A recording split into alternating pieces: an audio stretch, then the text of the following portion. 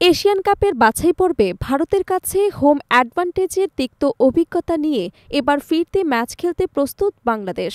European ফুটবলে যেটা স্বাভাবিক চিত্র, সেটাই কি এবার বাংলাদেশ প্রয়োগ করবে, নাকি দেখাবে ভিন্ন কোনো উদাহরণ? আজ থেকে ৮ মাস আগে ঠিক কী ঘটেছিল তা সবারই জানা। এশিয়ান গেমসের প্রথম কোয়ালিফাই ম্যাচ খেলতে ভারত সফর করেছিল বাংলাদেশ দল। শ্রীলঙ্কে হামজা চৌধুরীর অভিষেক ম্যাচটি তখন ছিল আলোচনার কেন্দ্রবিন্দু, কারণ হোম দল ভারত শুরু থেকেই বাংলাদেশের সঙ্গে এমন আচরণ করেছিল যা আজও অনেকের মনে তিক্ত স্মৃতি হয়ে আছে। অনুশীলনের জন্য ঘাসের মাঠ না দিয়ে টার্ফের মাঠ বরাদ্দ, সময়সূচি নিয়ে দ্বিধাদ্বন্দ্ব, মাঠ বদলের ঝামেলা, এসবের কারণে প্রস্তুতি পর্বেই বাংলাদেশকে পড়তে হয়েছিল নানা রকম অস্বস্তিতে। ১৮ নভেম্বর ঢাকায় ফিরতি ম্যাচকে সামনে রেখে এখন ফুটবল পাড়ায় প্রশ্ন, ভারতের সেই আচরণের জবাব কি এবার বাংলাদেশ দেবে?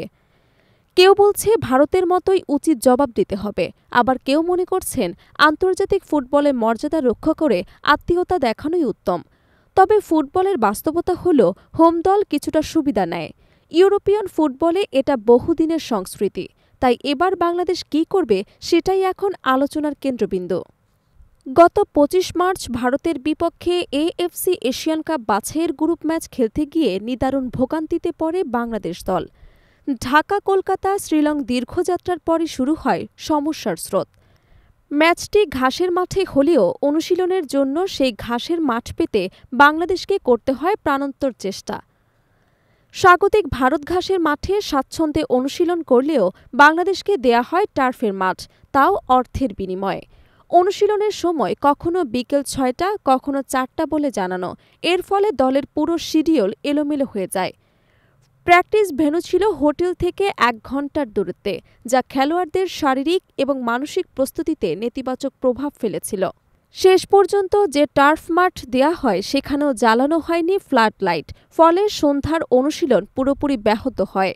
সমস্যা আরও গভীর হয় ফ্লাইট ইস্যুতে। শ্রীলং পৌঁছে দল দেখে ১৬ জন খেলোয়াড়দের লাগেজ নেই।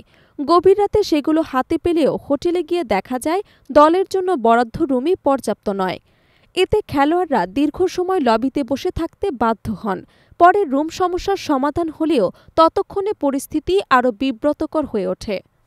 এসব ঘটনার পর বাংলাদেশ দলের ম্যানেজার আমির খান বলেছিলেন, এটা ভারতের হোম ম্যাচ, তারা যদি এভাবে অ্যাডভান্টেজ নিতে চায়, আমাদের তো হোম ম্যাচ আছে। ৮ মাস পর সেই মুহূর্ত এসে গেছে। এবার ভারত ঢাকায়, তাই প্রশ্ন একটাই, বাংলাদেশ কি ভারতের মতো আচরণ করবে? বাফুফে কি রিভেঞ্জ নেবে? চাইলে ভারতকে মহামেডামের মাঠে অনুশীলনে পাঠানো বা ঢাকার ব্যস্ত এলাকার হোটেল বরাদ্দ দেওয়াও সম্ভব। তবে সবচেয়ে মজার বিষয় হল ঢাকার যানজটই বড় হোম অ্যাডভান্টেজ। এখন দেখার বিষয়, বাংলাদেশ ফুটবল ফেডারেশন প্রতিশোধের পথ বেছে নেয়, নাকি খেলাধুলার সৌন্দর্য অটুট রেখে দেখায় এক ভিন্ন উদাহরণ।